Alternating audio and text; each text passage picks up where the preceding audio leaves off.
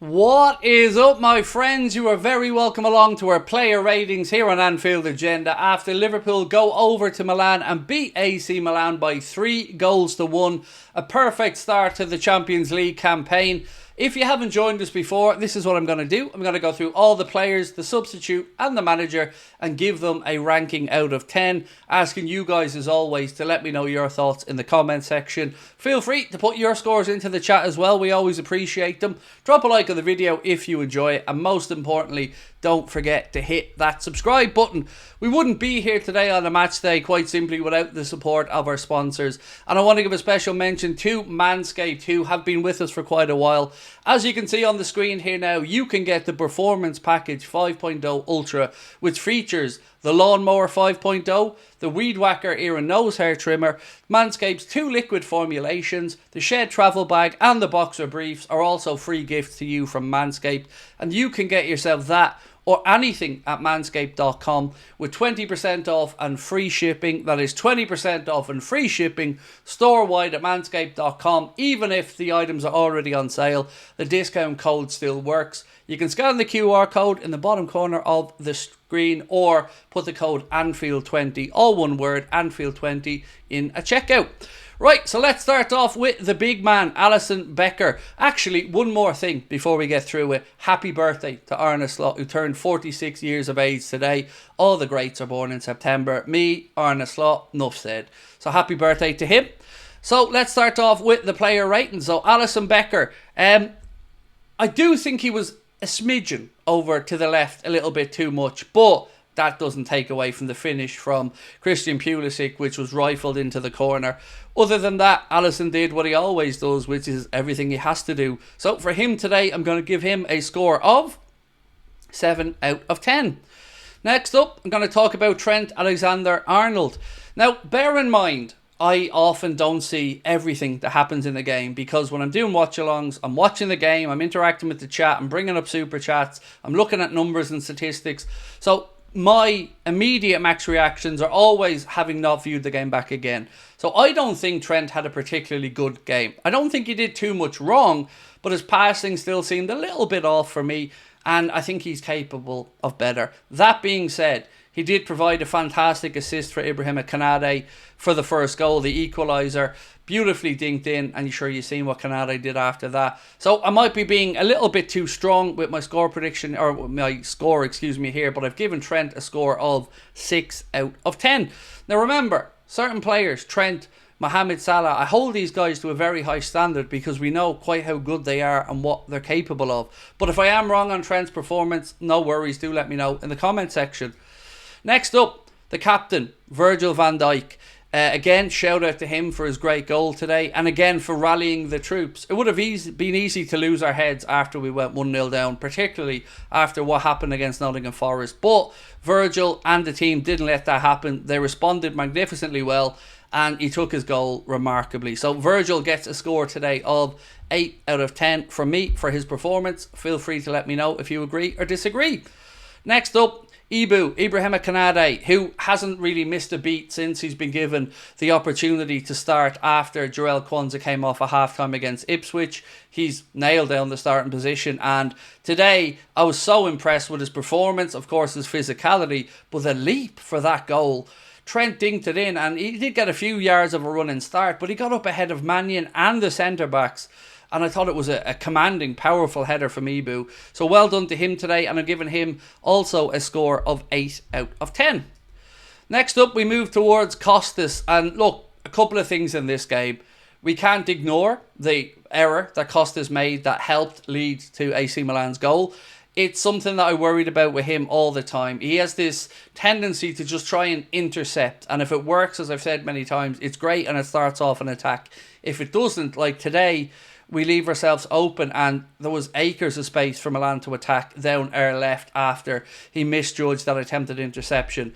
That aside, as the game went on, you started to see maybe why he was included. Set piece delivery as an example today for the corner for Virgil van Dijk's goal was phenomenal. There was clearly a plan from the team in Arne Slot to put any set pieces in right on top of the AC Milan goalkeeper, and he couldn't have done that much better. So all taken into consideration, I'm going to give Costas a score today of 6 out of 10.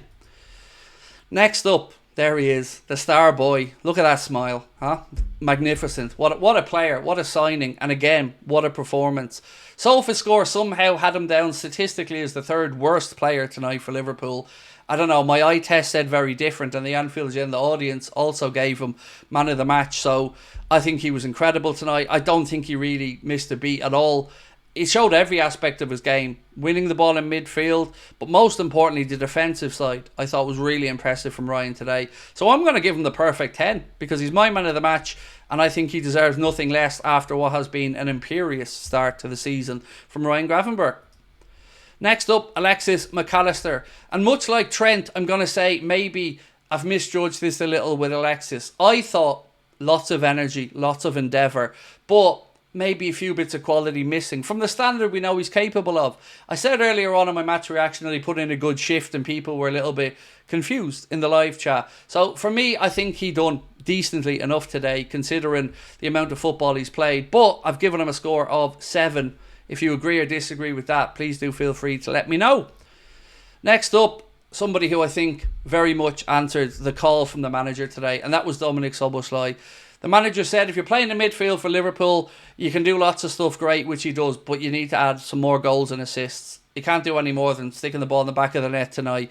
On top of that, his press, his energy levels, his work rate, enthusiasm, it was all there. The man is just class. He is. We need to see more of this from him, but I think he can be very happy with his 90 minutes tonight, and I've given him a score of 8 out of 10. Next up, Mohamed Salah. He was so unlucky not to score, let's be honest. I mean, another day, one of those would have clipped the underside of the bar and went in.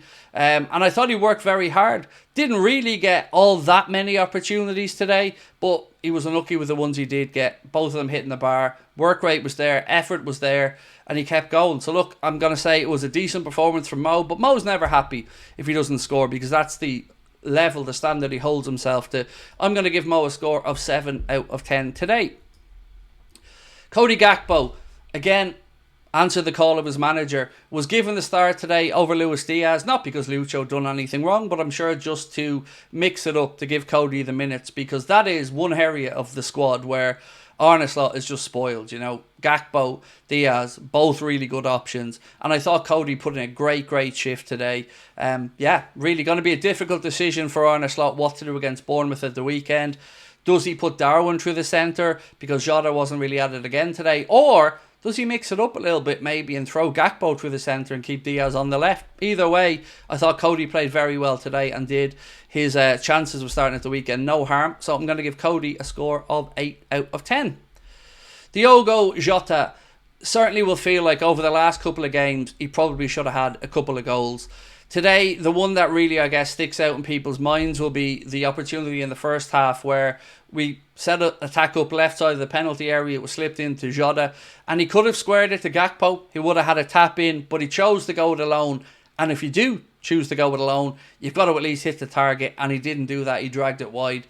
In the second half as well, he had an opportunity where the ball was slipped through. The keeper was coming out, and all he had to do was dink it over the keeper. Yes, milliseconds to think about it, but a striker like Diogo would usually dink that up over. He tried to side foot it past the keeper, and it was another opportunity missed. So I've got to be honest and say I feel centre forward for Liverpool right now is a position that's up for grabs, and I'm giving Diogo today a score of 6 out of 10.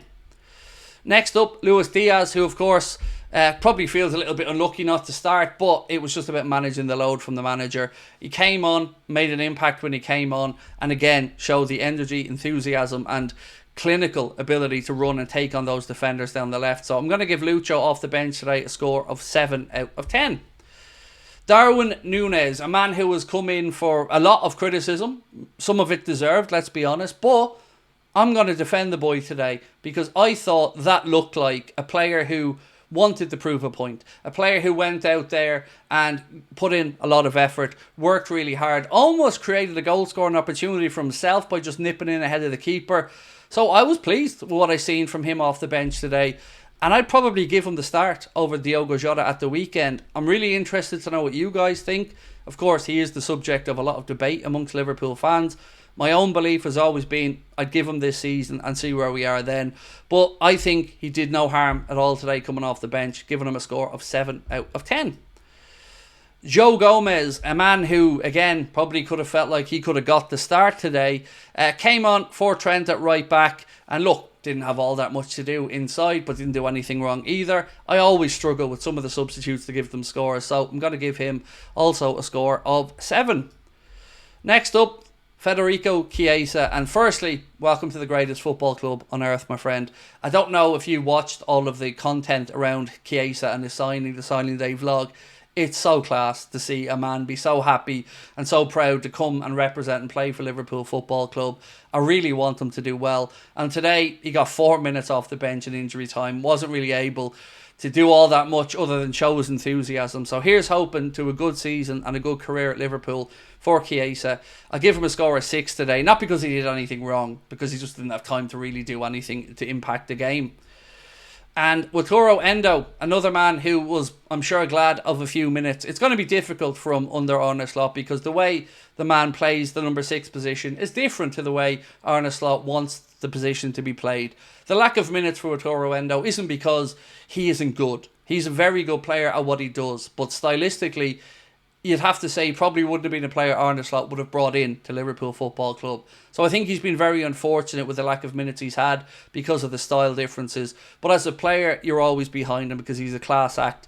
For his little cameo again off the bench today, what can I do other than give him a 6 because it was only 4 minutes. And finally, the birthday boy, the man himself, the manager, Arne Slot. He had to react. He had to get a reaction from the boys because he knows and everybody knows that result at the weekend against Forest just wasn't good enough. They did respond today. Even after going 1-0 down, he and the boys didn't let their heads drop. They turned it round, fought their way back in and deservedly won the game. So well done to Arne. Happy birthday again. And I'm going to give him a score overall today of 8 out of 10.